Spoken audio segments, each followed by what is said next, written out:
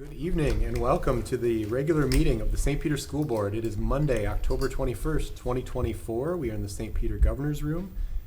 It is 6:31 p.m. We'll call the meeting to order. First item up is the Pledge of Allegiance. Please rise.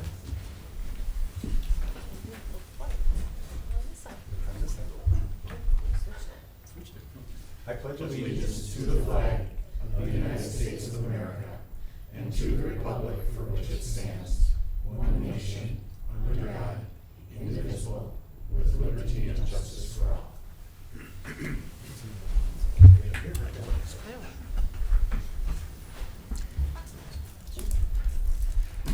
All right, we need to consider and adopt the agenda, which can be found in the packets and also in the board book.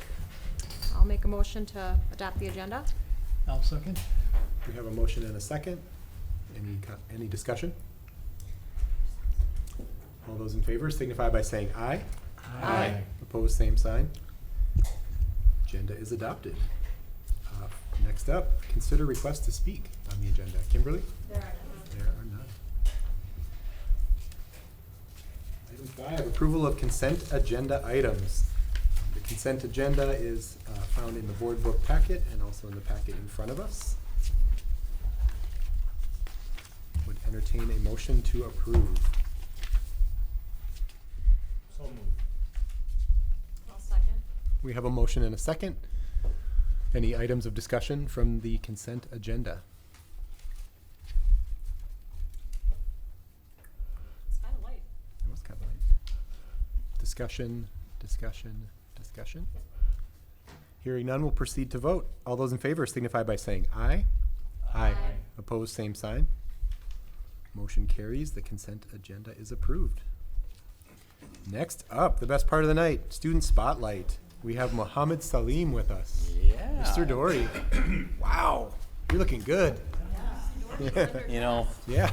Mohammed has, ever since he was in second grade, I think he took great pleasure in making sure that he was dressed up more than I was every day. Did it again. At least once a week, for sure. He took Tie Tuesday to a whole other level, this guy right here. So it's my pleasure to introduce you to Mohammed Salim. He's a fourth grader at North. And as you know, we always put a message out to teachers asking people to recommend student spotlight students, and he was hands down second, third, fourth grade teachers all had his name on the list. So that's why he gets the attention for this month, because he's definitely deserved it. So Mohammed, why don't you tell us a little bit about yourself and maybe some information about who your teachers were so far to this point in your school career. Hello, my name is Mohammed. I'm in fourth grade in Mrs. Friedrich's class. And I really like it there. We do fun projects. And sometimes I get to help out. I've had Mrs. Friedrich this year. In third grade, I had Mrs. Zitter. And when I was in second grade, I had Mrs. Walters. Yeah, now, I talked to all these teachers, and they said that all of them said you were kind of like a teacher assistant or maybe even a student teacher, right? Like when they have to step out of the classroom for a little bit, they usually put Mohammed in charge. That's kind of what they all said. So what makes you a good leader at North? Well, I guess, as you said, I get to take charge of class when my teachers leave. Also, sometimes when I finish my work and nobody else is finished, I get to help other students. Usually. So there's some of that student-teacher action that you have going on. And then also, Mohammed has a position at North this year that's never been a leadership position on student council. You want to tell him about that? Yeah, I'm student council president. Yeah. So if you need somebody to fill in that spot right there, he's ready to go. All right, let's talk about academics, like your learning. Tell us about some achievements you've attained in your years at North. I've been in the spelling bee for the last 2 years, and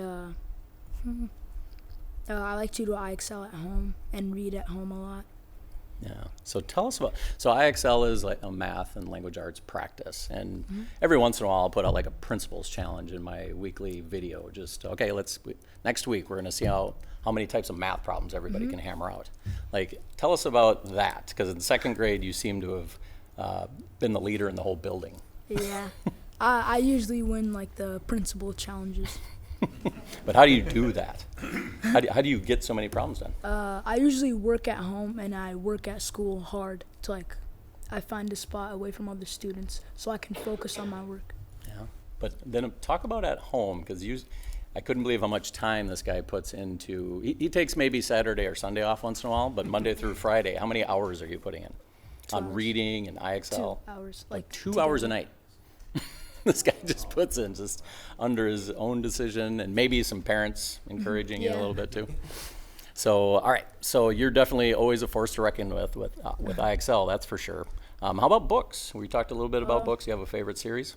I like to read a fantasy series called The Land of Stories. And that's your favorite genre? Yeah, Fantasy? Fantasy. Very good. All right. So we talked about school a little bit. How about outside of school? Like, what do you usually like to do with your time outside when you're not doing your 2 hours of schoolwork? I like to play football, and I like to go on walks and ride my bike, and I like to go on road trips with my family. Sometimes we go shopping in the Mall of America. Oh, yeah. And then how about this one? I like this one. I'm also excited to run the school store and play chess during the Passion Project this year. You want? Well, I think we have a match coming up. You and I here pretty soon. I better practice, and I better practice. All right, so very busy, dedicated, well-rounded student. We're all very, very happy for you, and we definitely use you as like a model student around the building. So I appreciate your leadership in and around the whole building. So you brought some family members with you. Do you Yeah. mind introducing them? My sister on the left, her name's Rowan, and then my other little sister, her name is Mayar, and then my dad, his name is Anwar, and then my mom's name is Moahib. All right. Well, congratulations to all of you.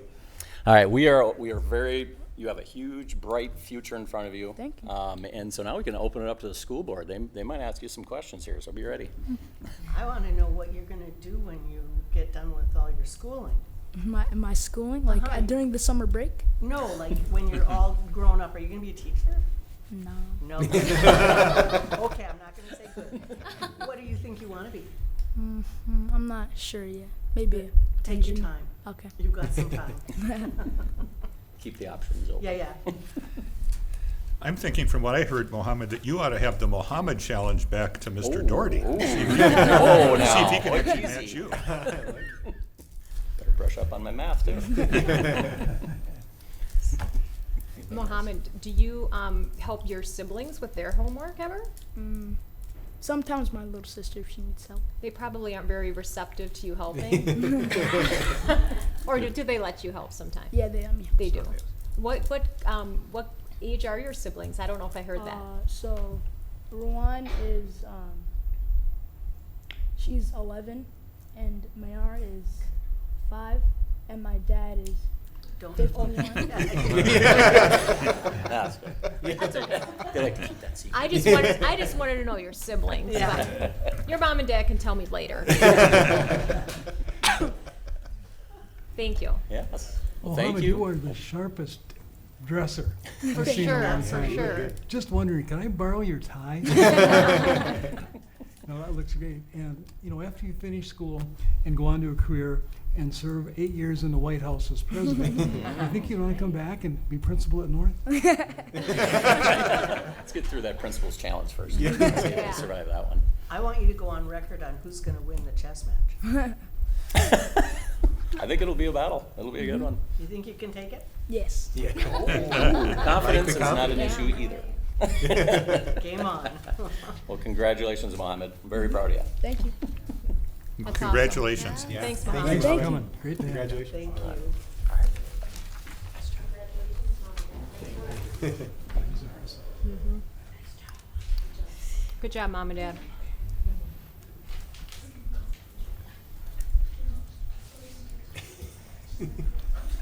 That is an impressive young man. I If love you it. can come get my kids to do 2 hours of homework every night, we'd really be in business. Awesome. The next item up is, I don't know what's going to top that tonight, but Yeah. student council report. We do not have one. Isabel and Emmy are not here tonight because they are at rehearsal for the musical. All right, we will move into our action items portion of the agenda. The first item up is to consider acceptance of gifts, donations, and grants. There are 3 items under the gifts, donations, and grants section of the board meeting tonight. The first is a $10,788.72 donation from the St. Peter Booster Club to reimburse the St. Peter Public Schools for purchases the district made on behalf of the Booster Club. Based on conversations with our board treasurer, we determined that it was important to recognize that transfer of funds from the Booster Club to the district on a regular basis. And so you'll see that from time to time throughout the year.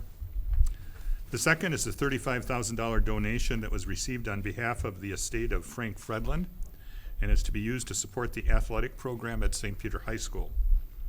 Mr. Fredlund was a longtime teacher and coach in the St. Peter school system, and Activities Director Orcassi is working on finding a way to make the donation a part of something special that Mr. Fredlund would be proud of. And the third is the St. Peter Tourism and Visitors Bureau. They've approved a grant in the amount of $1,000 to be put towards the Indigenous Day Walk that was held in October 2024. There's a check that's been presented for $900, and an additional $100 will follow. So I would recommend accepting these gifts, donations, and grants.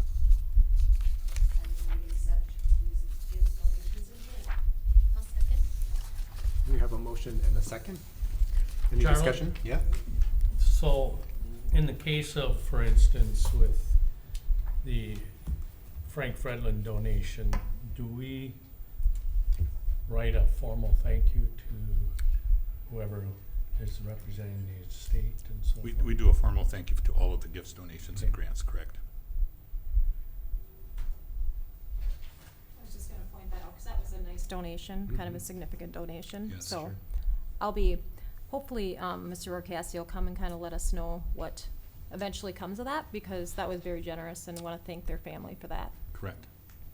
I didn't have by the time I came to St. Peter, Mr. Fredlund was done with his glory days at St. Peter High School, but I still heard great stories, so I know there's some great stories out there, so. Oh, there are. I wish I would have been able to experience some of Yeah. those, so.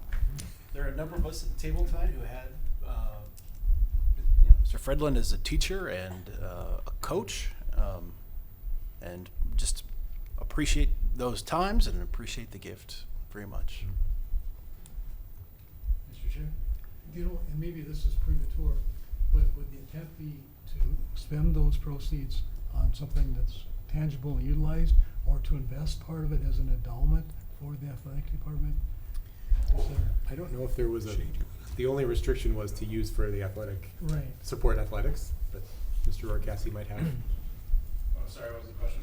The question is, would we, and this is probably premature, Shay, the decision probably has not been made, but I just was wondering if it's something that the gift proceeds would be invested in something in a fairly near term that could be utilized within the programs, various programs, or if part of it or all of it would be invested as a long-term endowment, utilizing the earnings off of that to benefit the athletic program. I guess we haven't gotten that far. The only thing that was part of the letter was that he wanted to go to St. Peter Athletics. That was the one and only stipulation that was part of the donation. Sure. And there is more coming. This was just the first part as they continue to finalize his estate. And so, we won't probably really start the discussions about what that'll look like until we know what that number will be in the end. Sure. But I guess we haven't talked about that, but my idea was getting with Dr. Olson and maybe Denny Breen and someone that coached and taught with him for a long time that would know what he might think would be a good way to use that money for something more than just more basketballs and more baseballs and Something stuff durable. Yeah. Yeah. Absolutely. So, yeah. And I think depending upon how this all turns out, then there may be that discussion on would there be a way to invest all or part in an endowment and use it on an ongoing basis, or a number of different ideas I think need to be explored. But Right. that's a good point. Thank you. While you're up here, Shay, I'd like to thank you for the accounting of the Booster Club expenditures and so forth. Yeah, absolutely. it's nice to know that those little notes you put on the bills are followed through. Yeah, absolutely, absolutely, so. All right. Any other compliments for Shay while he's up here? Good looking haircut. Yeah, I like the haircut. Yeah. For the board meeting. Yeah, yeah, yeah. All right, so we had a motion and a second. Any further discussion? Good questions. Thank you for asking them. Any further discussion? Discussion? Hearing none, we'll proceed to vote. All those in favor signify by saying aye. Aye. Opposed, same sign. Motion carries. We've accepted the gifts and donations. Thank you to the generous donors. Next up, consider approval of the compulsory attendance report. Mr. Doherty. Board Chair Potts, members of the board, in your packet tonight you have 2 documents, and that gives all of us the data for our annual compulsory attendance report. So basically, every year I gather information on students that reside in our school district and are either homeschooled or parochial private schools within the district, and just keep track of the age of each student and get all the schools to supply their student rosters and stuff, so that we can basically have an account of all students that reside in our school district and where they're attending if they don't attend St. Peter Public Schools. So the first document is simply a spreadsheet broken down by schools that our students are attending, or if they're homeschooled, and then their age, and then how many students in each age category, with a total under each category that's in the darkened horizontal cell that goes all the way across. And then way on the bottom are 10-year totals. So you can see broken down by each of those school years, with the current school year at the very bottom. So currently we have 158 students that reside in St. Peter area and are not attending St. Peter Public Schools. And then the other document that's in your packet tonight is a trend line.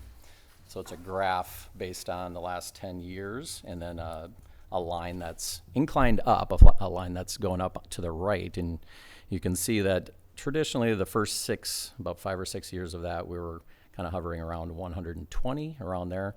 COVID is the year that it spiked, 2021, and we had 188 students.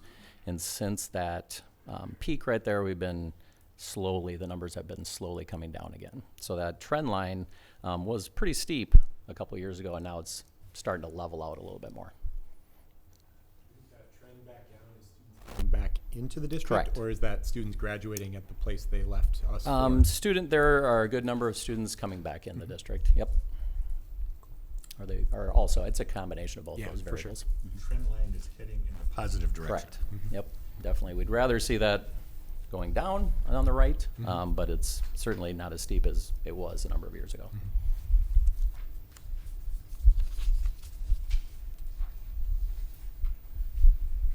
Any questions, or would entertain a motion to approve? Move that we accept the compulsory attendance report. Okay. I'll second. Motion and a second, competing seconds. Any discussion?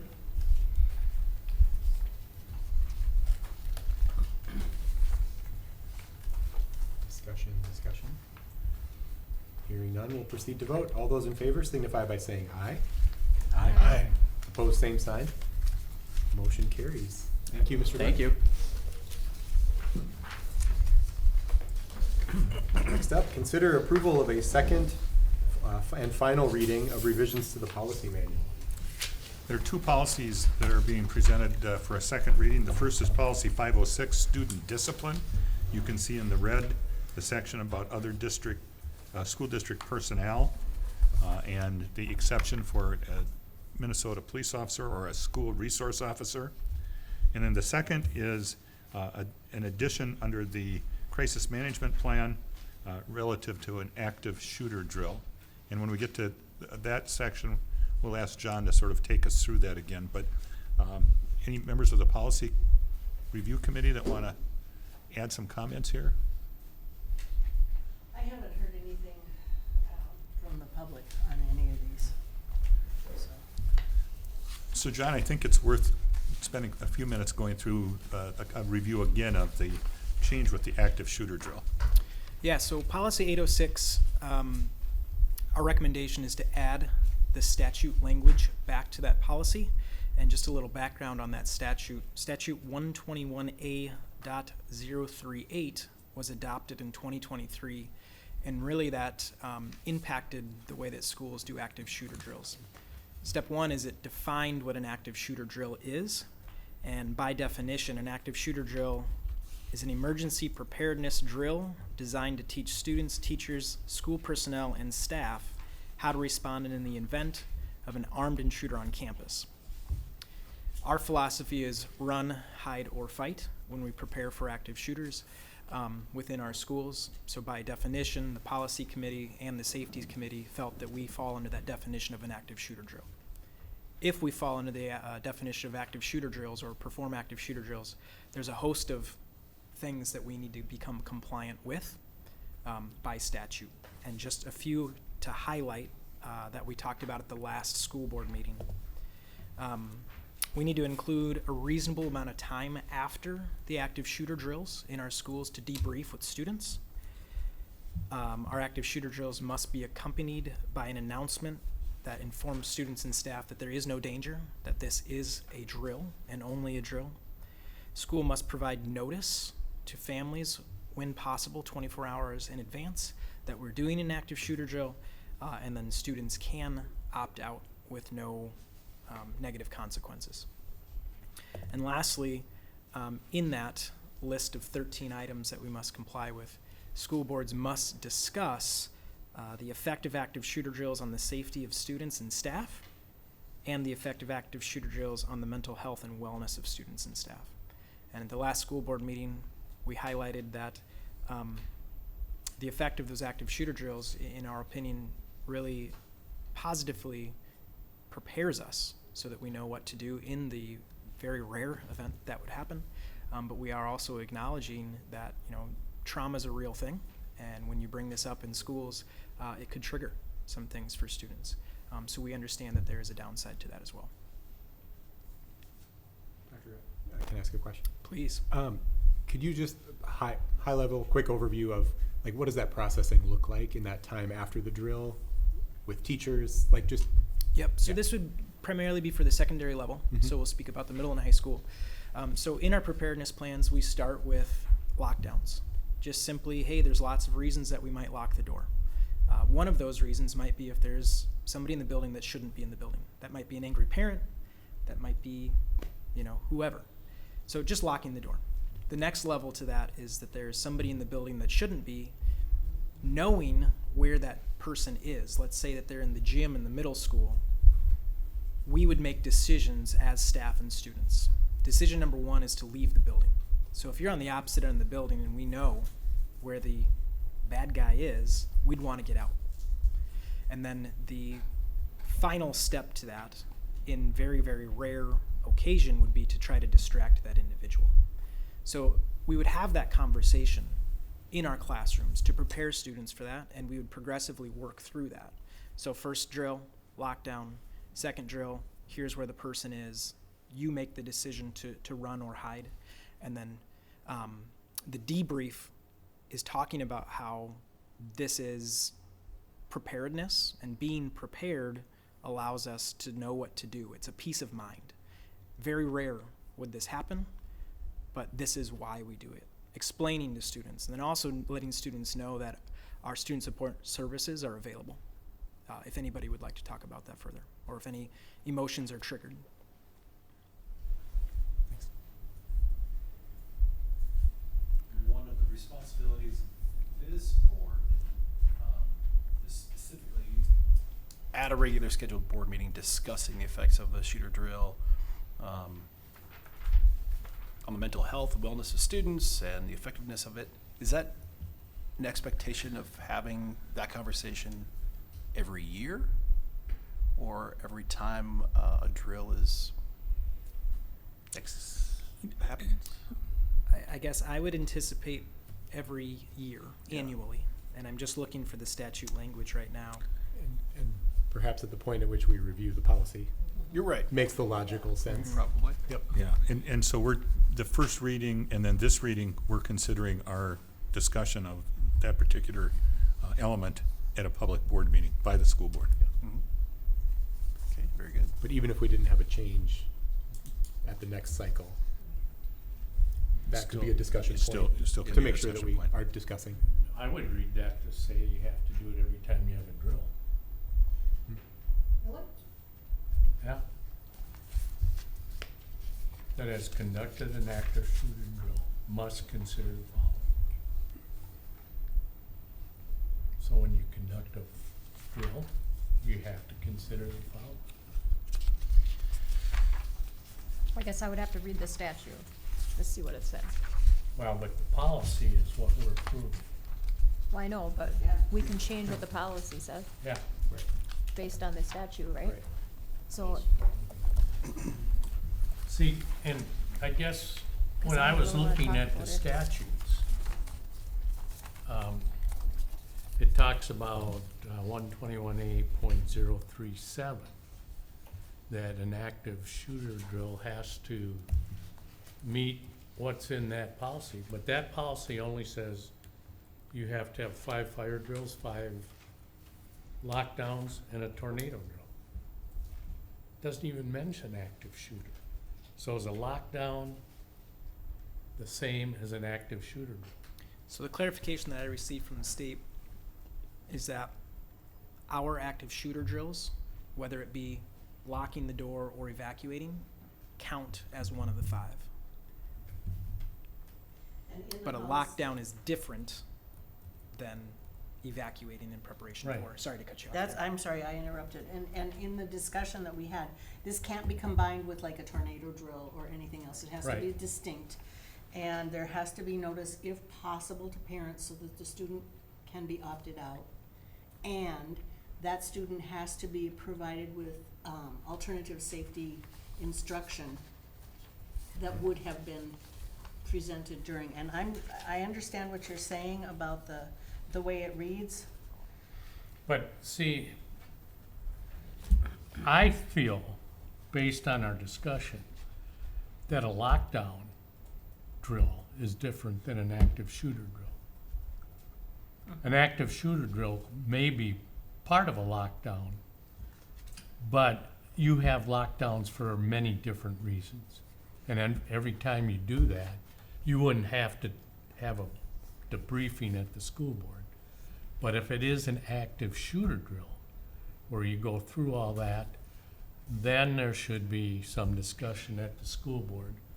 For instance, if we had a huge number of people opt out, we may want to look into that. If we had a bunch of kids that needed to go see the mental health professionals, what was the root cause of that? Could we have done the drill differently? That type of stuff.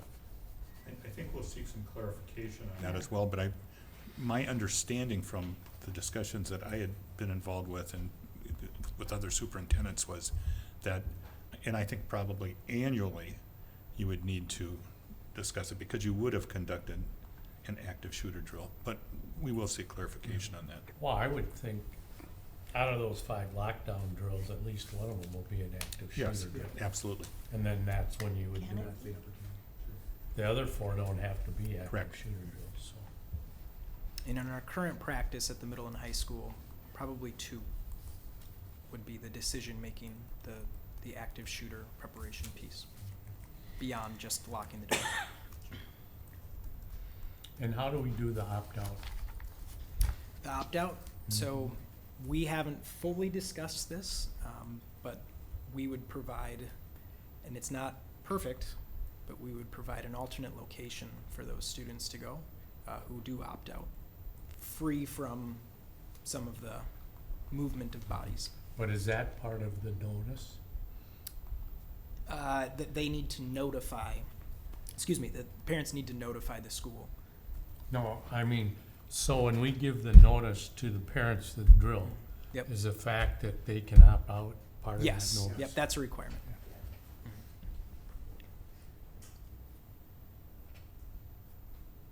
That's under D.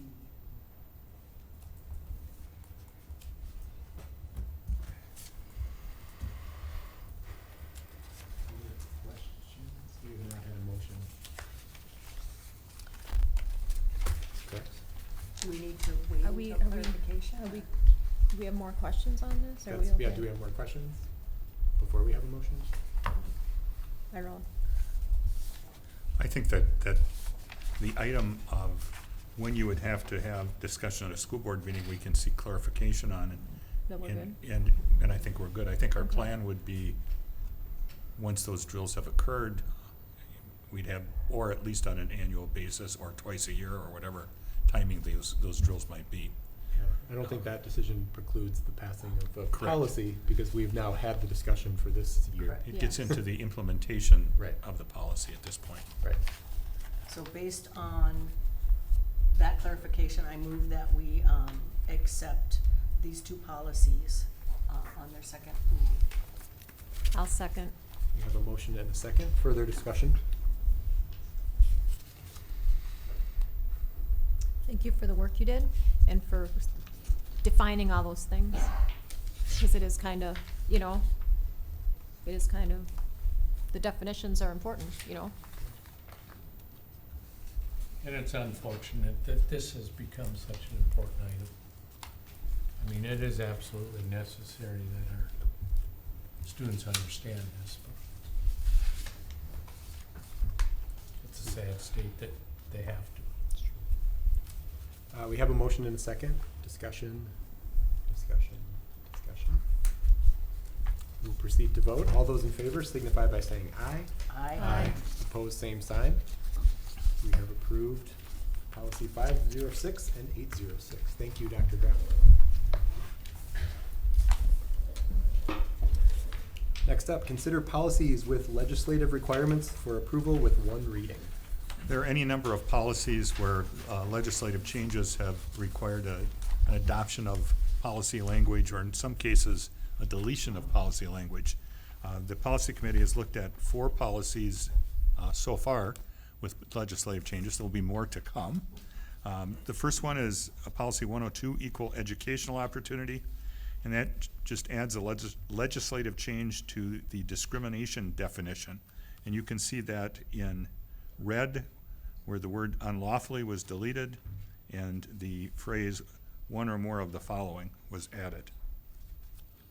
Policy 207, public hearings, it removes the address requirement.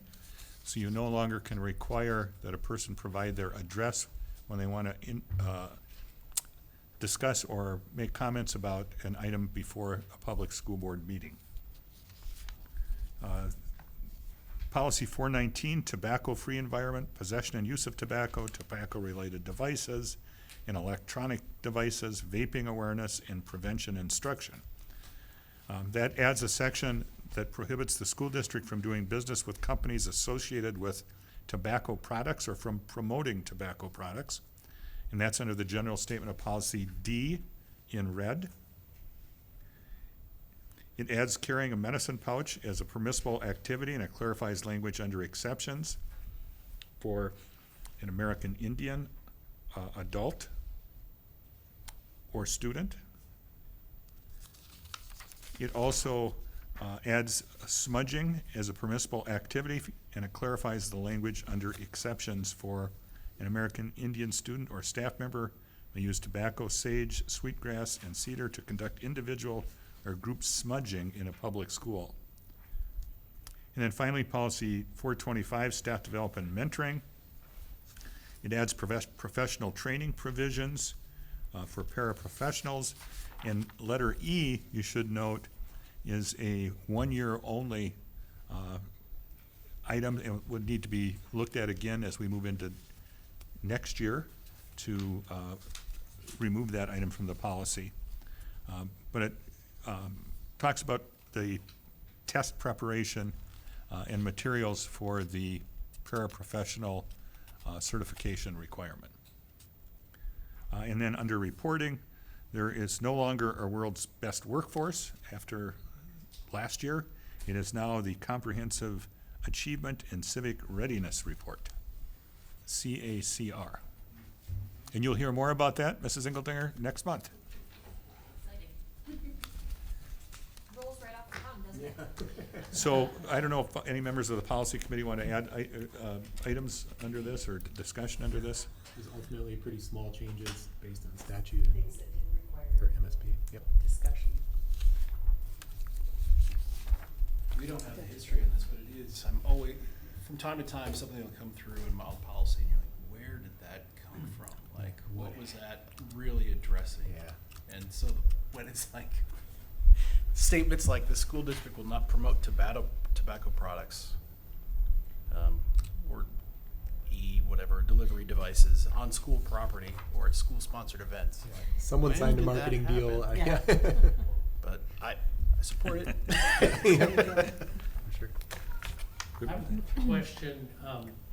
It says you can't require an address that someone wishes to speak to the board. Correct. Can you ask or if they're a resident of the district?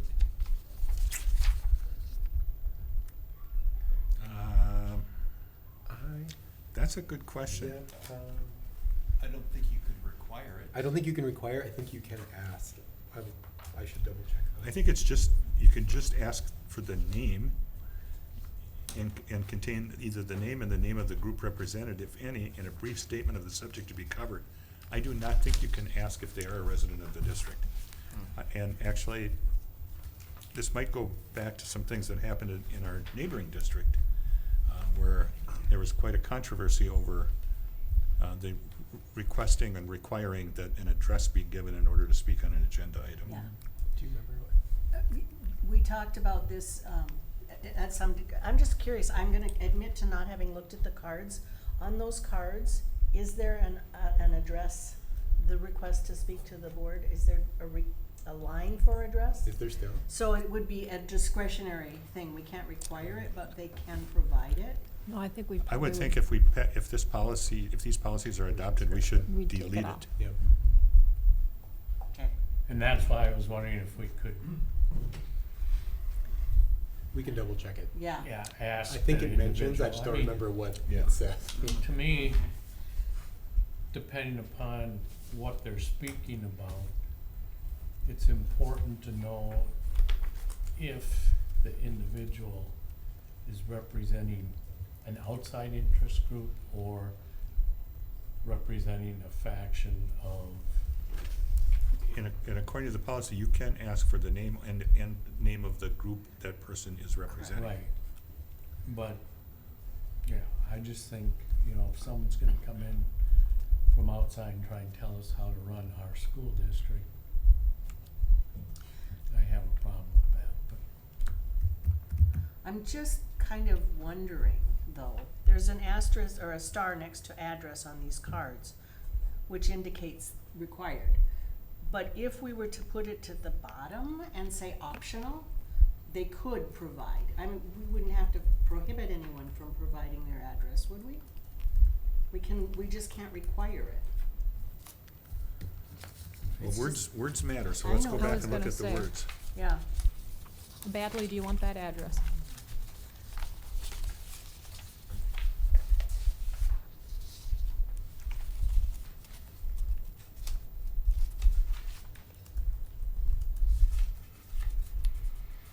I think the language under formal request with address deleted is specific to what you can ask for. Okay.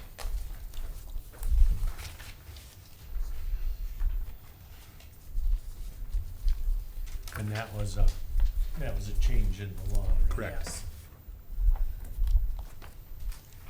You don't happen to know what statute that was? I don't, none right off the top. I'd like to go back and look at the statute and see what the legislature did, because, If you look at the full policy, the statute should be listed at the end of the policy. In speaking to the policy, given sadly the volatility of the world we live in, I can certainly understand the concern over providing an address. Mm-hmm. And as much as we would like to have it, Sure. for whatever reason, to show that it's a local concern and that kind of thing, but it's sometimes the consequences of someone giving out an address could be fairly sure. negative. For sure.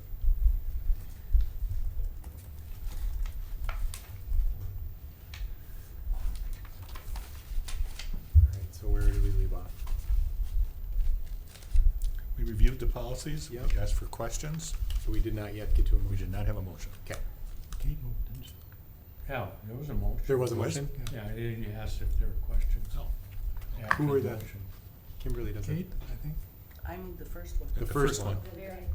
I don't think we've. I don't think we've done a motion for this. Oh, okay, we're Thank doing you. these separate. Yes. Yes, because these are first readings, Okay.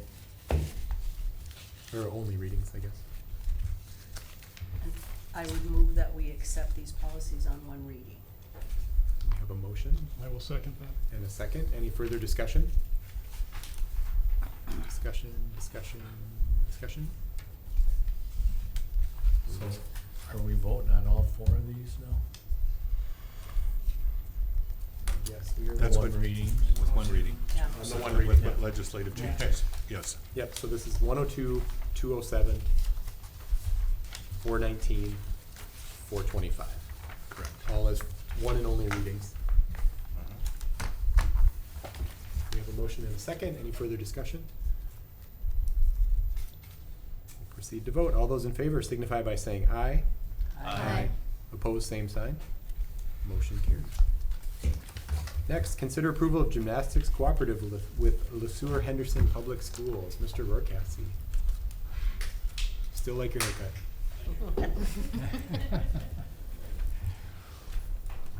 Cheap from, had to get one at the same time as my son, so it was nice and cheap, so. Yes, so this is, hopefully in front of you, you see, should be a couple of documents. One is a, kind of a checklist, if you will, of a way to go through and get to whether we think a co-op is a good idea for our schools and our program or not. This is something that was initiated by Dr. Olson. Just from in the past, it was kind of like we talked to the coaches, maybe had a conversation with some of the board members, and then it was kind of like, yeah, let's do it kind of thing. This gives us a little bit more structure about what we're looking for, the whys we might need it, and different people to put in their opinion and have a lot of, I guess, checks and balances in order to see if it will be a positive piece. So this is something new that we're going through. Hopefully you can kind of, I don't need to read through everything as far as the step by step, but it is something that we're talking with the gymnastics coach. That is something that they are excited about, is the possibility of having a co-op. It is something that was actually brought to me from them because of our issues with numbers overall, and so they are wanting to try and strengthen their program by just having more students be a participant, and so they're excited about it. And yeah, so as you go through, you can see we met with the advisory committee. We've had our Big South Conference has approved this as well, and we also met with the education committee a couple weeks ago talking about this co-op. So I guess we're on number 10 here to see if anybody has any questions. It would not be something that impacts our financial status. It would actually probably help because they would pay for part of our rental with Gustavus. Would not change anything transportation-wise, event-wise, anything along those lines. So usually the biggest question is, does it impact our students? It would not overall impact our students. It might actually help by having some students that maybe aren't ready to play at that varsity level not have to make that step up because they aren't ready yet. This would allow us to have just more numbers that can always strengthen a program, especially one that has unfortunately seen some decline over the last few years. So. And I think, Shay, if you reference the actual application for cooperative sponsorship, those are the projected number of students first from our high school or middle school program, and then just one student at this point would express an interest from LeSueur Henderson. Yes. Of course, those numbers obviously can change. Yep. And even ours are probably a little bit higher than what we will actually get for this year. And talking with Mr. Swanberg over at LeSueur, he's hopeful that by just kind of getting that door open, that there might be some more that are interested to participate as well from LeSueur. Can you remind me when we review these? Is it only when a change is then made to the agreement or requested to be made? That had been the case, and last year we kind of, with the hockey co-op, we reviewed it, and made it more of a yearly thing. Okay. So it'd be something that we could add to that as well. And so, if we get a large influx of all St. Peter kids that want to join gymnastics, then, it'd be something that we would revisit and review. And I think there's like a 1 year out essentially, right, Shay? If you were to decide you wanted to, 3 years from now, dissolve the cooperative. I mean, that's. Yeah, usually the commonplace is to say like a 1 year warning, if you will. So gives everybody kind of a chance to decide what they want to do moving forward from there. And no school can decline it, so we can't be like, hey, we don't want to do this anymore. And the sewer's like, well, too bad, you're stuck with us, kind of thing. But we just have to give them a warning that this is the path we want to take moving forward. Yeah. Just a clarification, the application indicates for 2024-25, but what Dr. Olson just said, it is really then another 1 year in terms of a warning if we would opt out. So it's really a 2-year commitment, if I understand that correctly. Yes and no. I mean, but let's say we get started and we get into early December, realize like this is just not a good fit, we can give them an out and still, like, it's not like a year to the day. Okay. Kind of like you give them a, like, hey, next year for gymnastics, if we come in, right after the season gets done and say, hey, we're not going to do this again next year, that's, probably would get passed, but it's just kind of in bad faith to do it that way. But if you give them plenty of time and a heads up, then it's usually, Oh, sure. so it's not like the year is more just kind of like the guideline of the season, I guess, so that that program is in. Yeah. Oh, I'm certainly in favor of it. I just, our primary concern is for our students. Yep. And we also want to have opportunities for other students if it doesn't impact us negatively. Yeah, the nice part with gymnastics is so they all do a JV and varsity at the same time. So all students get to participate whether they're on JV or varsity. Just with some of ours, we might have some that are not ready for that varsity. Especially with gymnastics, you have to be able to like perform a certain level of skill before you even can score at a varsity meet. So we have some that are almost there but not quite there. So we'd probably not be able to fill on some events. All 5 or 6 slots that are required for a full varsity meet. So this would help this person that has expressed interest, has some good background in gymnastics, which is why they wanted to come here as well. They may also want to take advantage of some academic programs, potentially, Yeah, right? just in case. Maybe. A question I had after the education committee, I thought about this. After this happens with Le Sueur, if there was another school that wanted to, have we thought about Yep. that already? I have, yeah. Okay. Yep. Okay, just That'd be wondering. one of those, like, we just start this process kind of over again. Okay. Like, I wouldn't be surprised if Tri-State United or somebody came knocking on the door pretty soon. But then that's why I think having that checklist is a really good thing to have, because it's not just like, because I feel like it, it's like, oh, well, if we add you, now we're AA and we're going against, the Prior Lakes and New Pragues of the world that really isn't a good benefit for our students at all. Then it's an easier to kind of, here's why, and have a no, and those kinds of things are. But I think, I wouldn't be surprised if that is a possibility. Because the seating for athletic events still are partially based on the free and reduced lunch applications. They haven't changed that, have they? I mean, it's based on, okay, back up. Yep. It's based on attendance, but that is factored into that, correct? It is, yeah. So for Okay. example, like for St. Peter's, you can see our enrollment on that application was 711. A few years ago it was about that, and our high school league enrollment was 606. So it takes into those numbers, I didn't which mean is it why was we're at that 2A or like single A for gymnastics, and that's a whole other conversation about where we're at for other sports. But then when we have a co-op, it takes half of that. So it takes half of Le Sueur's enrollment to add that to ours, to whether or not we make it to that next level up. And so, for a St. Peter adding Le Sueur, it would not automatically bump us to that second level or 2A of gymnastics, since there's only 2 levels. But all of a sudden you add another Tri-City United, it might, I don't know what that math looks like. But so they take that half of the other school that you're adding on, the full enrollment of the largest school, and then half of each of the, unfortunately, like you take a one student, we're still taking half of LeSueur's enrollment, so the percentages don't work out, but a lot easier on the high school league to do it that way, I'm sure, so. Now that Tracy brought that up. I know, I'm just confused because they changed how they're giving out some, yeah.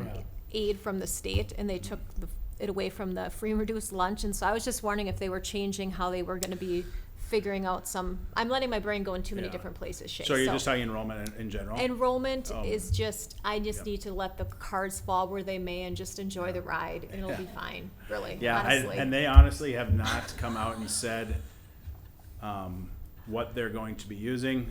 With a little bit of the conversations I've had, you know, they are gonna use free and reduced, possibly county numbers, like there's a lot of different ways they can go to see how that impacts each school, but I'm not But sure it what didn't they will use. impact us so well, Yeah. in the other areas, so that's why I Yeah. wanted to know. Yeah, so I'm not sure how, what that is yet. I haven't heard. This is a year that will actually get readjusted this school year, so we'll know more moving forward. So in the, you know, the first step is usually after the new year, they have a, they start the dominoes of, so we've submitted all of our information about enrollment, and then they go through and kind of give us. Could be interesting. Yeah.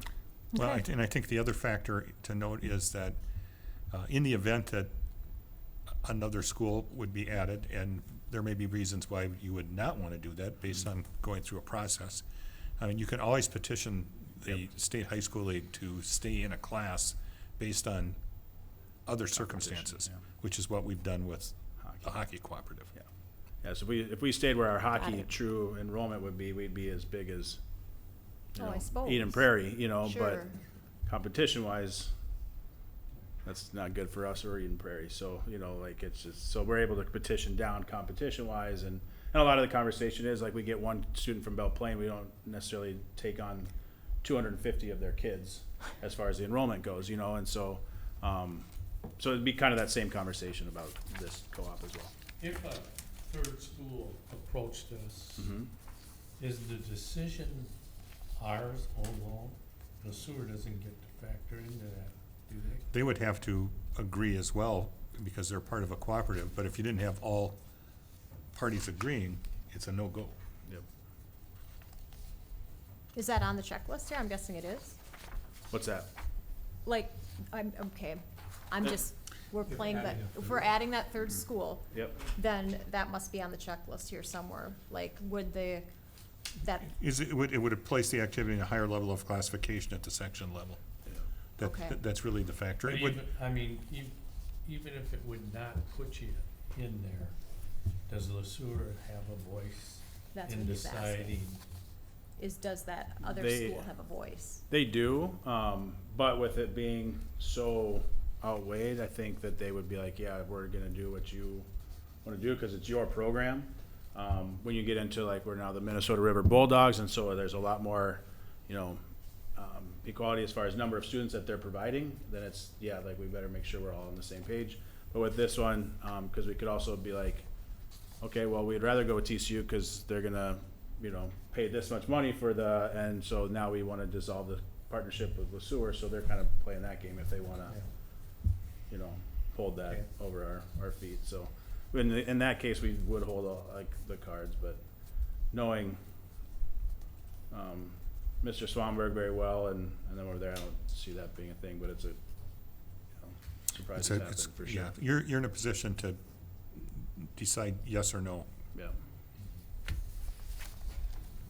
We already had a motion on this?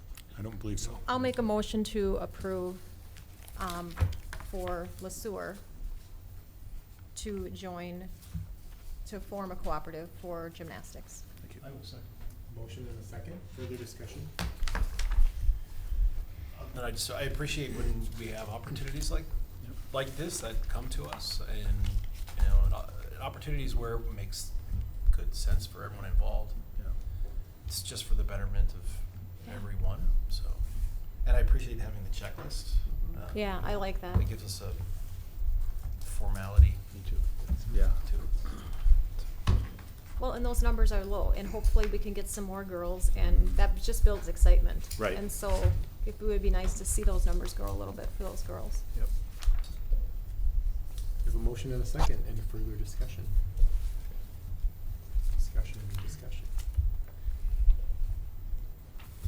proceed to vote. All those in favor signify by saying aye.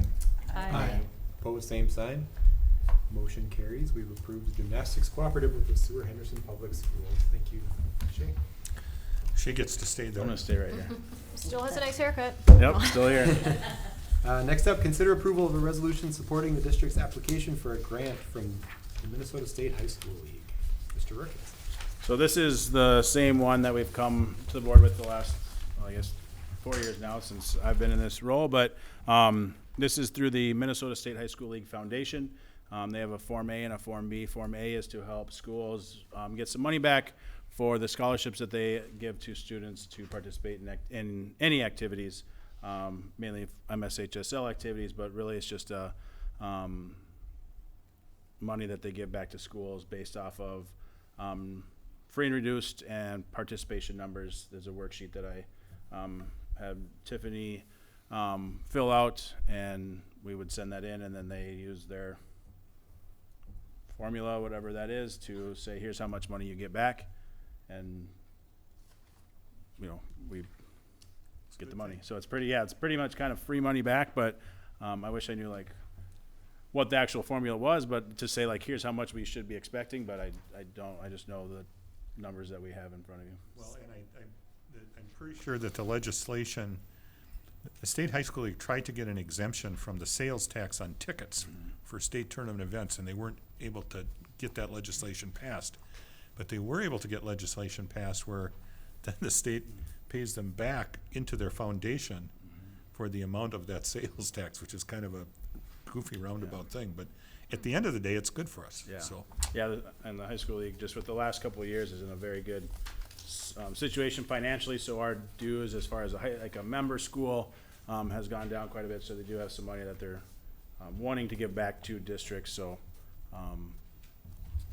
every little bit helps, obviously. So when do you find out? It's not due until November 12th or 15th. And then usually we get the check right around the holidays. Usually, I believe, if I remember correctly, just in the past, it's been anywhere from $4,000 to $8,000, give or take. Cool. So it's fairly significant. It's not, which is for our amount for fees to participate is quite a few scholarships that it helps to cover. Yeah. So.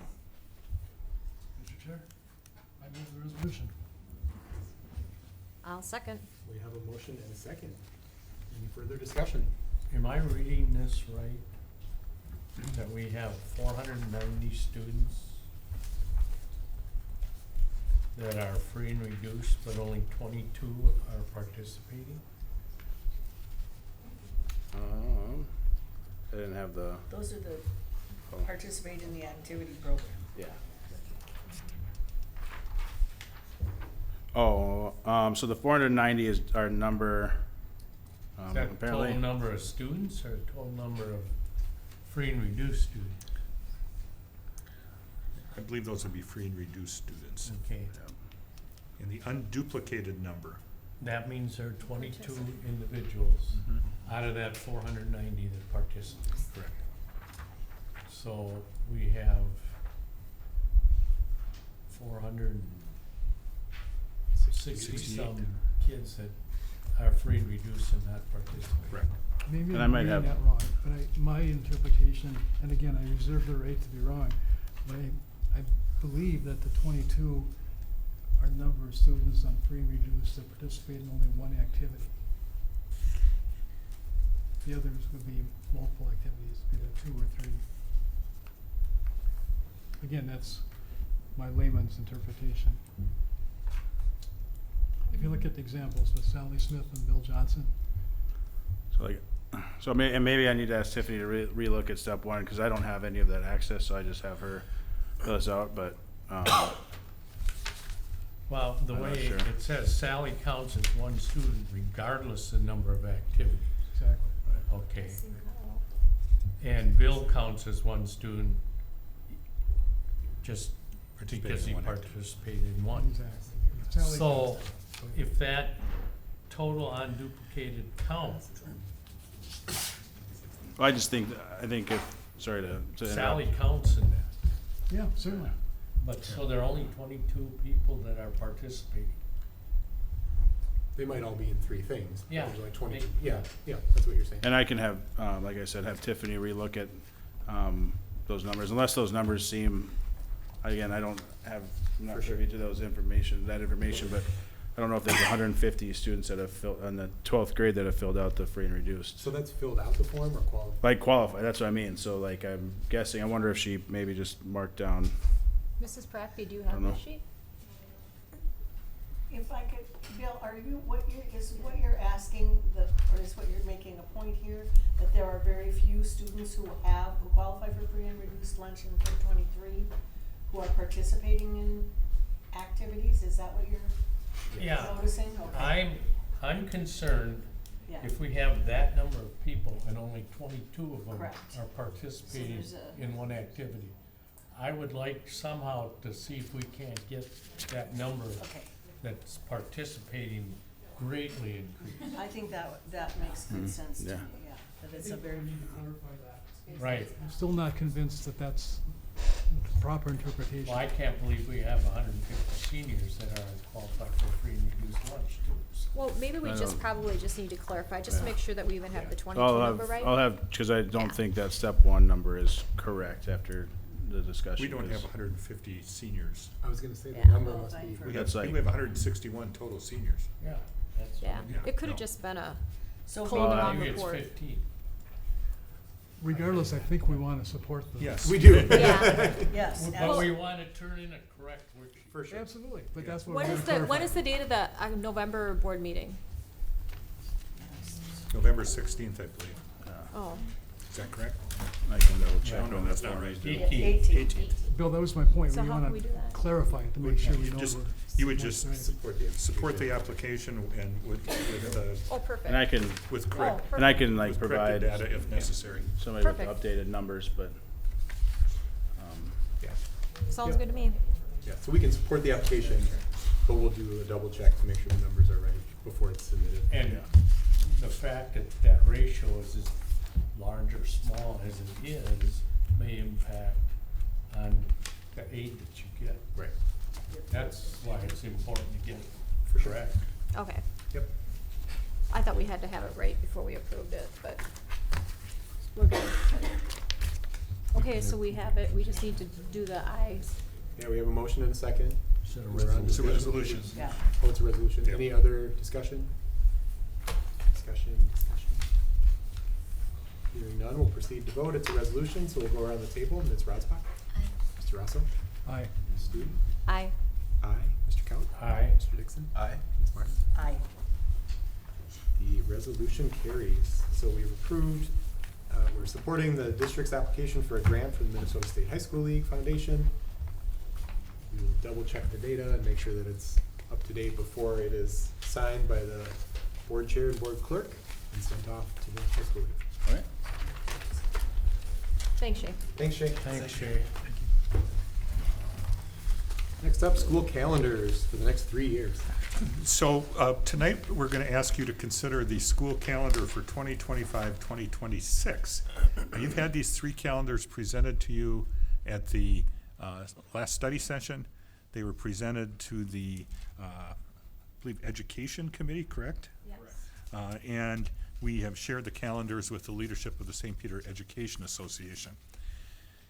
We've also had numerous discussions with our construction management company, ICS, in terms of their need to have as long a summer time period for construction as possible. As we moved through the discussion on the calendars, it became apparent to me that we had some questions that were out there regarding our 2026, 27, and 2027, 28 calendars. So while those are presented as draft calendars, we're not asking for action on those calendars tonight. The ICS folk have indicated to us that the most important thing for them right now is to have as long a calendar as possible, or as long a time frame as possible in the summer of 2025. That's due in part because they want to install a chiller so that most of the building, not all, correct, John? Most of the building would be cooled appropriately at the start of next school year. Anybody who was in the middle school or early childhood sections of the building in late August would very much appreciate and be happy with that particular idea, because it was really hot in the hallways and classrooms of that building in August. So the calendar for 2025-2026 has a post-Labor Day start. Note that this is the earliest Labor Day possible. It ends the school year on Thursday, June 4th, with a teacher workday and graduation on Friday, June 5th. And we've looked at lots of different ways of shifting this calendar around, but in order to have even semesters, particularly for the high school where credit is given on the semester basis, having an 86-day and 87-day semester is important. Trying to balance out the quarters is important, and trying to end quarters on either a Thursday or Friday is important, because then there is a teacher workday and a logical break for students following the end of the quarter. So through those steps, the Education Committee has recommended, and I would recommend, your adoption of the 2025-2026 calendar as presented, with the understanding that the start dates for the elementary, middle school, and parent-teacher conferences will be included at a later date, but those would follow the same pattern as in past years. That being, as an example, the first 2 days of the school year for high school would be parent-teacher conferences at the middle and elementary level, et cetera. So, questions? What was the Minnesota response? Well, I think they realize that you can't get everything you want in a calendar. And I would agree with that. And you know, we kind of referenced a process that had been used where there were multiple people involved and there were multiple calendars that were favored, and nobody was happy with that process either. So this, I think, is a reasonable school calendar. I do think that taking a look at how to shift those draft calendars so that there could be an earlier end to the school year would be important, but they're out there for a beginning placeholder at this point in time. Again, we're not asking you to take action on those calendars tonight. So when we had the Education Committee, that was before these became drafts? Correct. These two, so what changed from? Just hearing lots, you know, just different comments, including with the teachers, and even discussions at the administrative level about, yeah, boy, that getting out on June, whatever it was, 9th, it seems really late, and is that going to be productive? But then there really wasn't any way of adjusting those calendars right now. So I think, especially as we get into identifying contractors, go through that bid process, you'll be able to maybe work with them and look at ways where you could perhaps start school a bit earlier and end a bit earlier, shift some other times around. But those are unknowns at this point in time. But I think that's going to be pretty possible. Okay. And I agree. I think what we discussed, and we have 3 templates. We have one that we need to approve, and I think that having just something in front of us as a worksheet or as a template is a good idea. Well done with a difficult task. So I would move that we accept the 2025-26 calendar as proposed here. Second. We have a motion and a second. Further discussion? So when do we approve, like, 26, 27? What is the normal timeline for approving that next year's calendar? I'm not sure what your practice has been in the past. In my tenure before, the typical goal was to approve 2-year calendars, Yeah. 2 calendars in a row. So I think getting the construction process outlined with the bids, identifying who those contractors are, continuing to work with ICS, with John, with Seth, with our project oversight committee, we'll get more clarity. And my thought is that you would be able to start school earlier and end school earlier, but that still remains to be seen. I mean, we still need to kind of, that would be a weighing factor. Okay. So I would think maybe next year at this time, you might be back in a calendar discussion again for those next 2 years. I was gonna say there for a minute there, you weren't answering my question. I was gonna say you were a pretty good politician there for a minute, but. Did I get an answer now? You did Okay. finally answer, Good, so. good. Any further discussion? Discussion. Hearing none, we'll proceed to vote. All those in favor signify by saying aye. Aye. Opposed, same sign. Motion carries. We've approved the 2025-2026 school calendar. Thank you. Next up, information items. First up is a report on student enrollment. Dr. Olson. Yeah, so you just take a look on the page 55, the item right behind the addendum on the report on student enrollment. Those numbers that you see on actual enrollment are from October 14th and October 1st on the left chart. And then we have weighted pupil units on the right chart. So this is trending in a really, really good direction. And just to share with you, as of this morning, we were up 4 more students. So we're at 2,035 actual students, not including ECSE. So that's up 4 students from where we were on October 14th. We're, again, moving in the right direction. And the other nice part, you'll note that grades 7 through 12 and Rock Bend are weighted at a 1.2 factor. And so that 2272 weighted adjusted pupil unit number is what we get our state aid off of. So we're happy. We like those numbers. So a couple questions. That Rock Bend classroom, how many is the good number for that Rock Bend classroom? It's full at 15. Okay. What about, I mean, I like the numbers, but do we have any class, grades that are like, like this is a lot of kids, like? You know, in recent years, and especially since COVID, we've really bulked up our credit recovery program at the high school. Okay. So St. Peter kids, we currently don't have a wait list. Okay. So is your question more like at the elementary I'm grades, more, for the example? elementary, but I really did appreciate the high school update as well, but yeah, I was thinking more for the elementary. Oh, sorry. But think I really did appreciate that, You're very welcome. yeah. I think our elementary numbers are up. There are a number of overload assignments, and we're getting close to an overload assignment in kindergarten. So I think probably, am I right, in grades, we're close are we there at grade 1? No, we're close in grade 1 as well. Closer in kindergarten, I misspoke during our meeting. Okay. Yeah, so we're close there, but then, 4th grade has 1 less section than we usually do. We have 5 sections in 4th grade, so they're at 27, which is right there at overload. They're creeping up there a little bit. And then 3rd and 2nd grade are all about 24, 25. so those are really still good numbers. Yeah, but morale can remain high and the teachers can appreciate that, we have the numbers and we are all on the same team and that we like those numbers high. I know that teachers, it's hard when classrooms get Yeah. full. I recognize that, but I'd hope that we all could appreciate that these enrollment numbers are growing.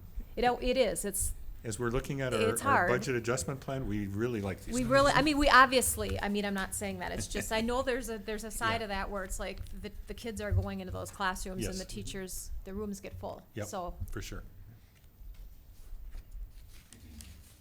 Any other questions, comments? Thank you, Dr. Olson. Okay. Next up, fundraising plans by site, 2024-2025. We'll just ask the principals to roll through those fundraising plans with you and see if you have any questions.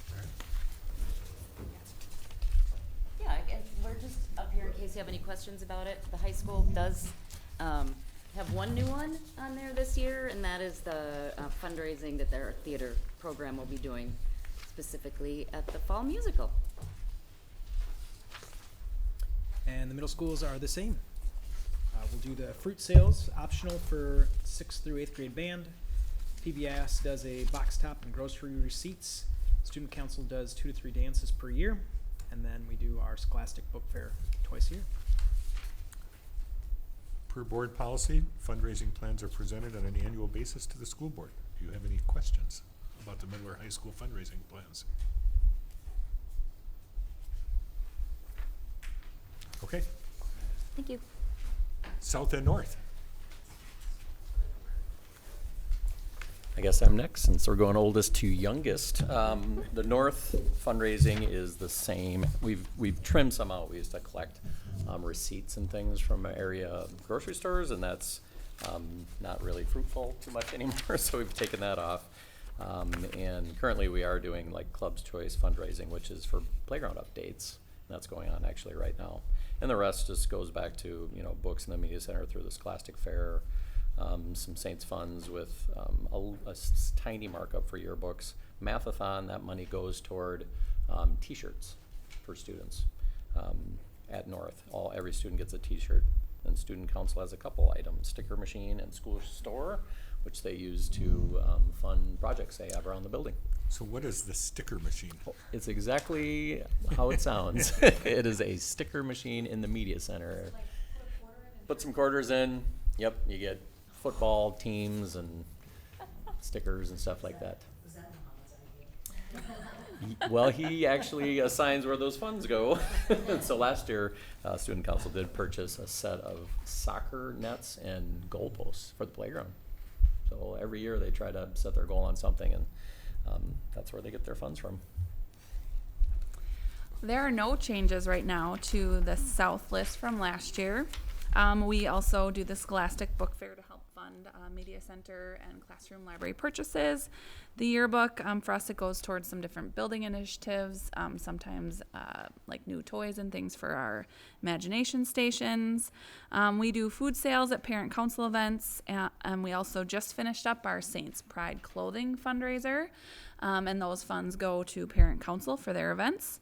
We do a readathon, different than the mathathon, Yep. but it funds the same kind of PBS t-shirts for the kids. And then again, we have also trimmed back on the Family Fresh and Hy-Vee receipts, so we still collect box tops for our activity account. And we just had our parent council meeting, and they would like to do fundraisers for the playground next year. So be looking for that next year this time. Questions? Quick question.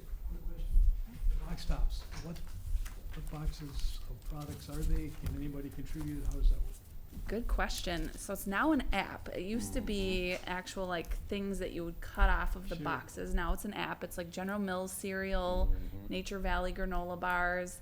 And so it's an app you have to download to your email address, and then you can pick which school it goes to, and you scan a photo of your receipts. Oh, okay, And then it does a little confetti and tells you how much money you just raised for the school. okay. So I'm learning all about this now. Yes. Mhm. Thank you. And our office staff really likes the digital version, because they used to have to Yes. group them into 40s or 50s, send them in. Good point. Digital is good. Okay, thank you. Mhm. Next up is review of policy manual revisions, first reading. We just have one. The one you have is Policy 522, Title IX, Sex Discrimination Policy, Grievance Procedure and Process. Due to significant changes to the Title IX rules, the MSBA, Minnesota School Boards Association, recommendation was to adopt a new model policy in its entirety. And so that's what the Policy Review Committee has looked at and presented for a first reading. The changes in that policy are uploaded in Board Book.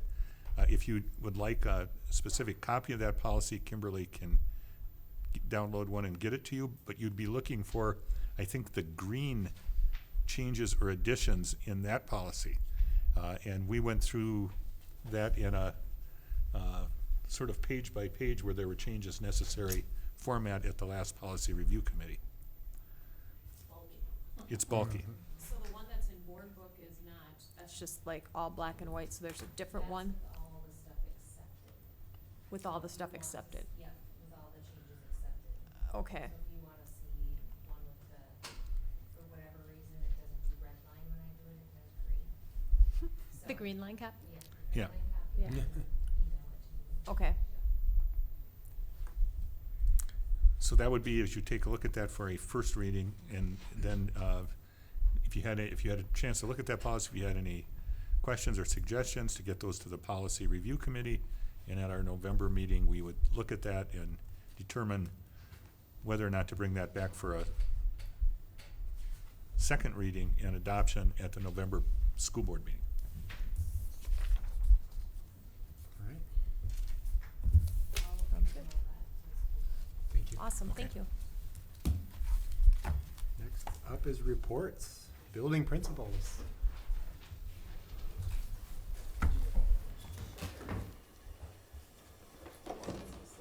Oldest to youngest earlier, Dorothy.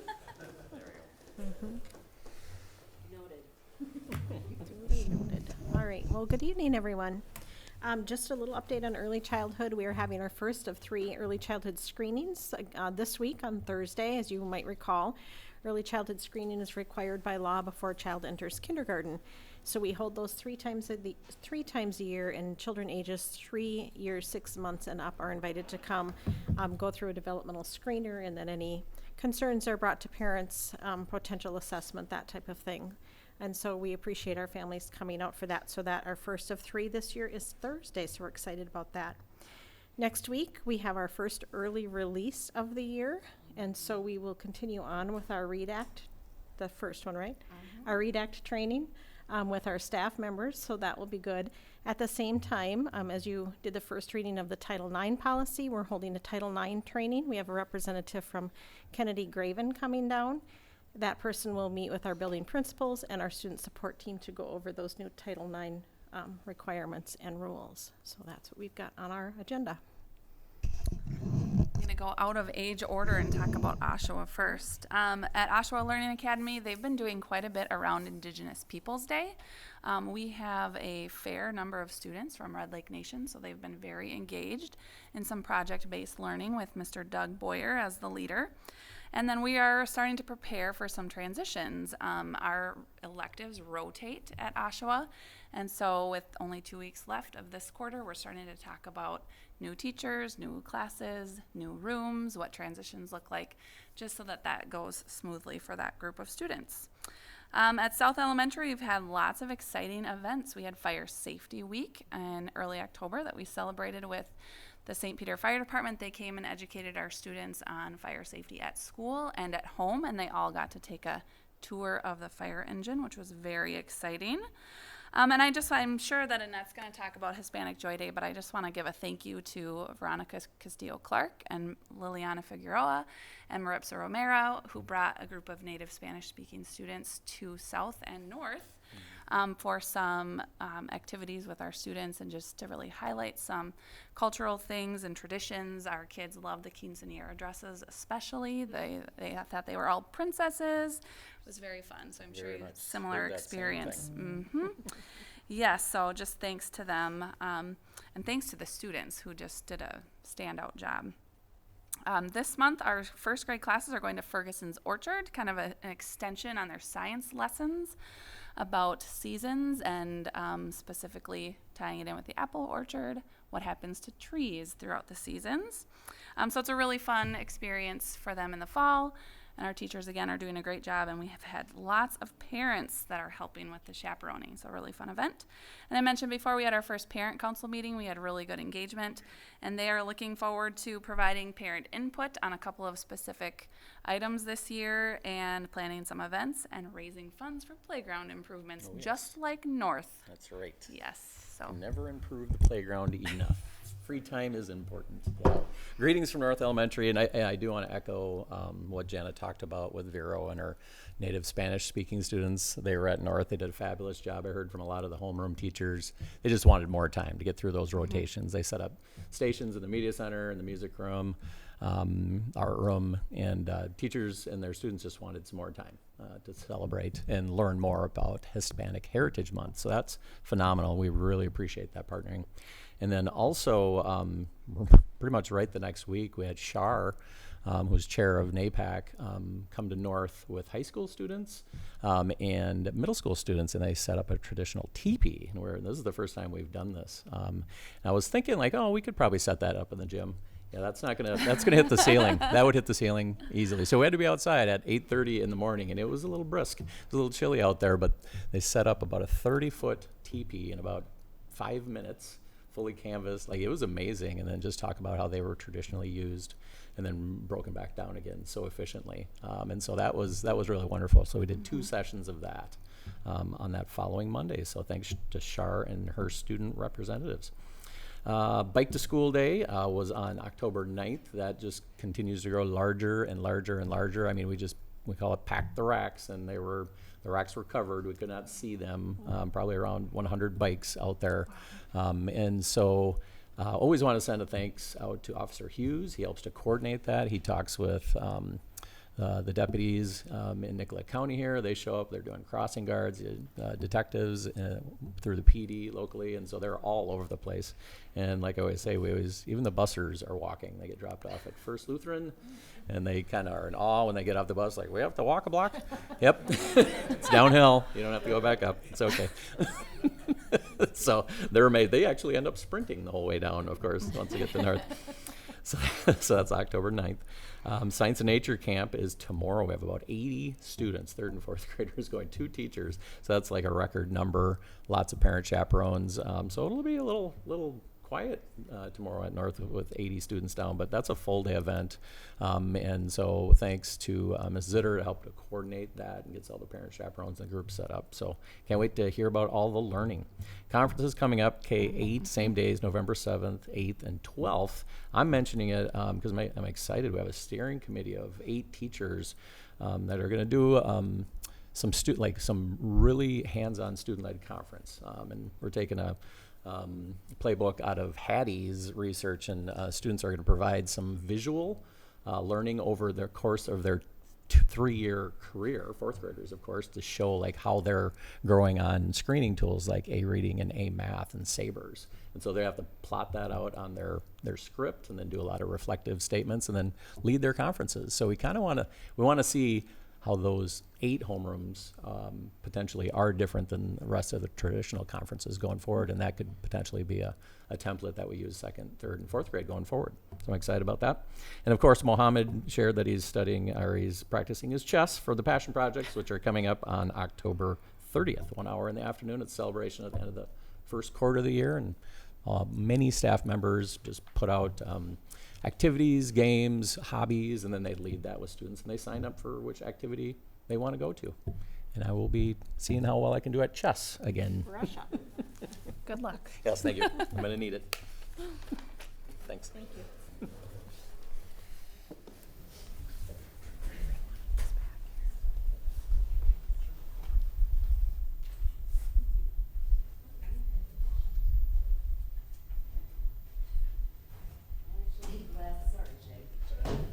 Last minute, I just invited Shay up because we've got so many awesome fall athletic activities going on and great kids, so I would forget something surely. Want me to go first? Sure. Sure. All right. Yeah, it's been actually an incredible fall for especially our female teams have had a really, really fun fall. We've had 3 conference championships between cross country, girls soccer, and girls tennis. And we also have had a few records set between school records and set assists by Iris Elias in volleyball, which is over 2,000, which is a pretty crazy number. And Kira Frederick in single season goals for soccer, and she just recently set the school record for cross country at the Big South meet last week. So she's had a pretty exciting, and she was just named All-State. Yes, was it yesterday at the banquet? So she's had a pretty fun 10 days. But so yeah, it's been a very fun a couple weeks in that regard is just kind of celebrating those things. Coach Bree Landsteiner also had her 100th career win, and so it's just been a kind of a fun way to celebrate all of those accomplishments, as well as getting ready for a big week of section events with volleyball starting it off on Wednesday. Football plays at Hutchinson on Saturday at 3 o'clock, and then our cross country has their meet in Mankato Thursday afternoon starting at 3:30. And if our girls run like they have been, there's hopefully a good shot that they will go as a team represent St. Peter in the state tournament, or state meet, I guess you would say. So, which would be very exciting, because I'm not sure when they sent as like a team, if ever, honestly. So, but yeah, it's been a very fun and exciting fall, and then the weird part is girls hockey starts on Monday. So, but, Yep. Thank you. Good yeah. job. Hey, thanks. I would have forgotten half of that. Okay, kick it over to the middle school. So on October 11th, we had our first celebration day. Celebration day is very similar to Passion Day at North. Sorry, he's over there. Passion Project Day at North, where teachers offer little mini sessions and the students elect which ones that they want to participate in. We set those dates based on Pride tickets. We set goals for the number of Pride tickets kids earn. We set that at 1,500. Typically that takes us a quarter. So it works out about one per quarter. This year the kids did it in 4 weeks. So we've got to double our Pride ticket goal next time. But a great day. Ryan Mira, who's our 5th grade science teacher, and Shelby Glover, who is our 6th grade science teacher, taking 83 5th and 6th graders to the Science and Nature Conference tomorrow at GAC. What that is an opportunity for kids to do little mini sessions with some hands-on science. We all know science is the most important topic that schools offer. If I were to go, I would be joining the Super Tasters session. It's the science of taste, the Bug Show, and Animals Nobody Loves. Those would be my choices. I don't get to go this year.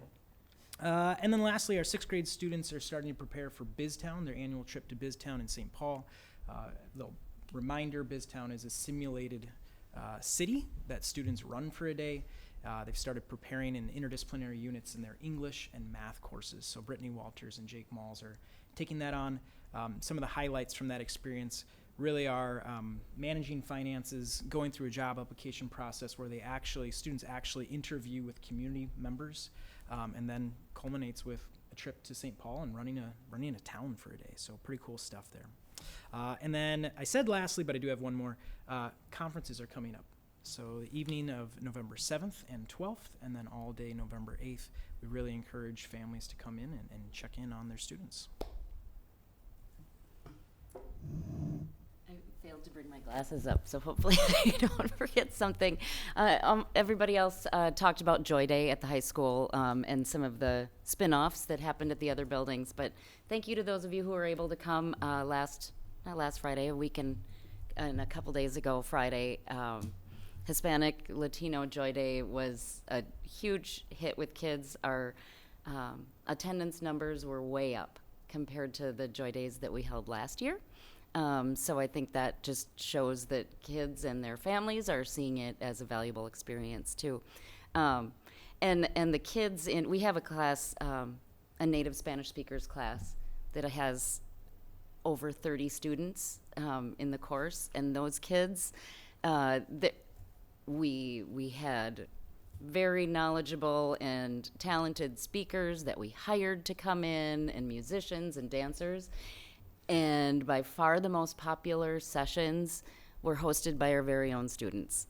They spent just a ton of time prepping for them, and their mothers were in cooking, and it was just a really great day. And we don't have the feedback yet, but I can see the difference in how kids are carrying themselves in the hall and seeing themselves as more of a part of the school community. So it was another great day. Thanks especially to John Warren and Vero Castillo-Clark and Liliana and Maripsa for all the work that they've put in on that. And we will miss Liliana terribly. She's done a great job for us, so thank you to, hopefully the city will let her go every once in a while to come back and participate in this kind of stuff. We're one step closer to being able to offer the Minnesota transfer curriculum at the high school. We had another teacher accepted to teach a chemistry course at the high school. So we really just have a couple more logistical things to sort out with schedules, and we should be set to offer that starting next school year. Mrs. Singletary, why don't you remind the board and listening public Yeah. what that transfer curriculum is? The Minnesota transfer curriculum is a certification. We would be the first high school in the state of Minnesota to have an official certification in a program to offer students. They would have all of their general ed courses that would normally take about 2 years to take in college. Those would transfer directly into any Minnesota State University or college or community college. So it really opens up, it's not just that certification that's important, but it really opens up some opportunities for kids once they are in college. If they go in thinking one thing and but they've already got all these generals out of the way, that opens up a lot of opportunities for them to try different things once they get to college. The hope is that we have a cohort of kids when they enter high school. I know that sounds very young, especially when say you're talking to an 8th grader, but it's a cohort of kids that will have that 4-year plan set for themselves, so that they know that that's their track as they're coming through high school. It's a great opportunity for families, also a huge cost savings for families as well. That doesn't mean that other kids can't be in those courses. They'll still fill up, but at least that cohort of kids would be following each other through. So we're getting very close. Other exciting news, our fall musical is coming up. And one interesting, it's the Addams Family this year, so it'll be a fun one. They're also participating in something called the Hennepin Arts Spotlight Education Program, which means that somebody will be coming from the Hennepin Theater Arts to view the performance. And then there's a high school day where it's a possibility that if they're selected, they would be able to perform at the State Theater in Minneapolis. It's the first time we've ever done it, but we've got such a talented group of theater advisors and directors and students, so they've been working really hard. The set is going to be amazing, and they've been working extra hard because they know that they're going to have some professionals coming down to watch the show. So hopefully you're all going to be able to make it to the fall musical this year. It's going to be great. You know the date? It is I don't know the specific date, but it's the weekend before Thanksgiving. Okay. Yep. Okay, thank you. Yep. 4 performances, Thursday, Friday, Saturday, and a Sunday matinee. Thank you.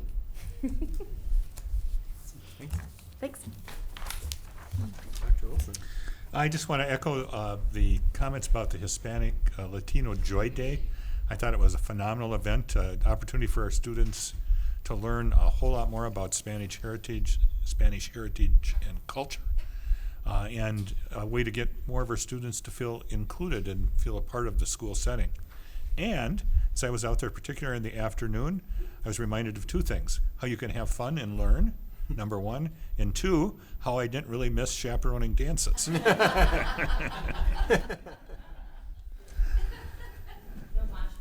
No.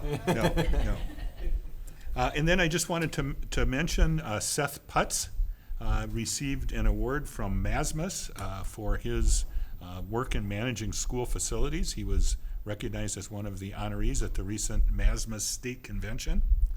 And then also, Dr. Graff and I will be meeting with Chief of Police and SRO, I think it's this week, Wednesday maybe, to continue our sort of tabletop on how we conduct our threat assessment protocol, communication, and collaboration with local law enforcement.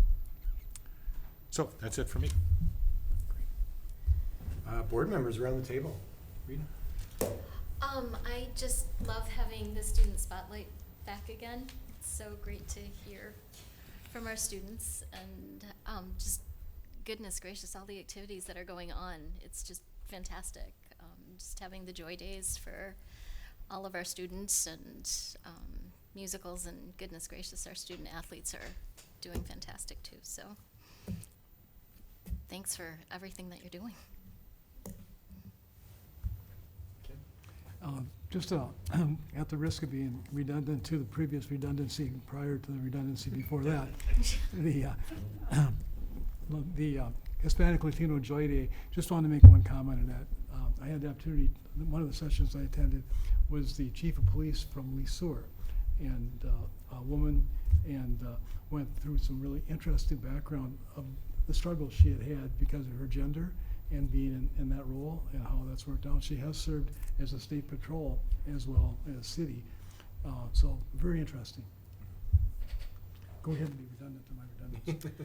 No, I actually don't really have anything, just like I kind of talked about a little. I was going to talk about the increase in enrollment and excited about that, and just kind of give a little shout out to the teachers, because just recognizing that, knowing, well, impartially from, living with the teacher too, knowing that, numbers are up and that can be stressful but good, and so just wanted to make sure our teachers knew that we appreciate them. So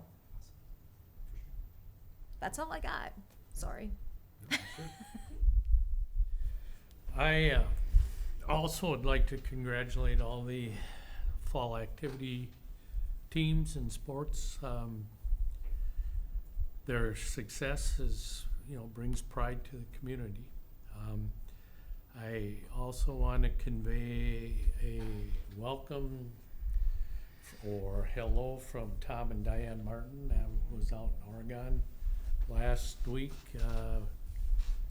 visiting them. Tom was a former guidance counselor and Diane taught science and math. And they say hello to their, if any of you are former students, Kate, trivia contests and so forth. Yeah. So they say hello. And then I would like to also give a shout out to Stephanie Evans for the work that she's doing on the project oversight committee. She represents the faculty well, and the last session brought up some stuff that I had a stinking suspicion not too many people thought of, as far as time set aside to move out of the rooms so that the people could get in to do the work that they're going to do this summer. So her input is greatly valued. Mr. Dixon. Nothing for me. Ms. Martins. I echo Dr. Olson, not missing the dances at all, because there was a lot of energy on that last part of the Joy Day. Lots of it. And all of these wonderful students that we've got. I mean, this excellence is there. And just a quick report on the Indigenous Joy Day. There were about 60, 70 people there, and we have a really, really good, effective NAPAC, and Shar is definitely among them. So just a great event was held for the third time. That's institutionalization. There we go. All right, that's it. Oh, thank you. Committee updates. Education, is there any update from the Education Committee? It's kind of tricky with education because, it's everything we already talk about. And so to say it and then to do like a skim on anything, but just to piggyback a little bit on what Annette had said, and just to kind of highlight that a little more with that Minnesota transfer curriculum, and to just kind of boil it down into real Tracy terms. That's like 2 years of college. So that's telling your kid, like, you can take your first 2 years of college and go into college like as a junior. Your generals are done. So I just kind of really wanted, that's like a big deal. And so I just wanted to mention that. I mean, that's a pretty cool thing that St. Peter has an opportunity, or will soon have an opportunity for. And I think that's pretty cool. So, and like I said, we could talk about some of this other stuff, but it's stuff we're going to do in the, personal finance course. We talked about that, but it's stuff we are in everything else we already talked about. So it's just kind of hard, right? I mean, we're going to highlight things, but read the minutes. It's nothing big. We already talked about it all pretty much, so. Yeah, great. Business Committee. You two have anything you'd like to say? We're chugging along on the budget. Personally, I feel that we're well organized, and I feel the board will be well informed as the budget preparation begins, so forth. So, not to put any pressure on Dr. Olson, but I think hopefully things will go well. We were scheduled to have our quarterly, but we decided to postpone it a month, right? Quarterly fund balance tracker? Yeah. So that'll be unveiled next month, and I think you'll appreciate it. So, May I just, one thing? Dr. Olson and Megan provided, excuse me, some financial data, and it's an overused word, but inflation, everybody hears about. Going back to 2003 up to now, we're approximately 18% behind in terms of formula funding versus inflationary costs. Translating that is somewhere around $1,300 per student per year. Multiplying that, it's somewhere around $2.6 million. Don't hold me to that number exactly, but that's what obviously have a huge, huge impact on our finances. So just a point of information, everybody deals with inflation. It's getting under control, but you know, at one time it was a significant concern, and we're still living with that. Policy committee? Do we have anything to add? We've gone through some pretty hefty documents, and we're working our way through it. We've decided that it was a lot easier when we were just changing the numbers from the old system into the new, but we are making progress with good policies. HR committee?